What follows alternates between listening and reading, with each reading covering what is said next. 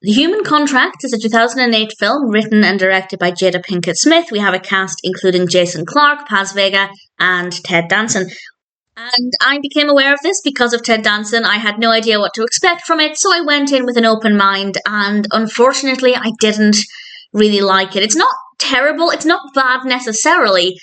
I just didn't find it to be that interesting. It's about a businessman, Julian, who meets the free-spirited woman, Michael, and she has a different outlook to life, and she teaches him things that he'd perhaps never thought about. And yeah, I like the contrast in the characters, and I really like Julian as a character. I think he's a really likable character.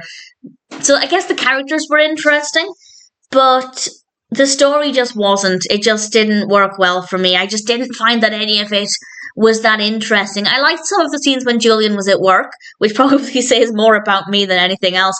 But in general, the specifics of the narrative just didn't interest me. There just wasn't really a lot happening. I feel like it definitely is less about the specifics of the narrative and more about the characters. It is character-driven.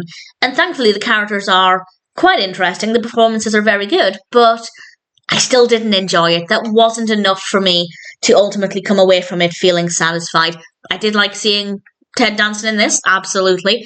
He's in it a reasonable-ish amount, but in general, I just didn't really get anything out of this. I didn't hate it, as I said, I just didn't think it was that interesting.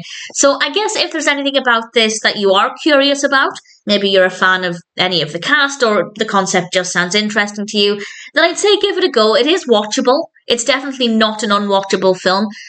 But as I said, I basically felt nothing, really. I wasn't feeling joy. I wasn't frustrated, which is a good thing. It was just a very bland experience for me. Yes, interesting enough characters, but not enough to save the experience for me. So The Human Contract, from my perspective, wasn't exactly an enjoyable experience.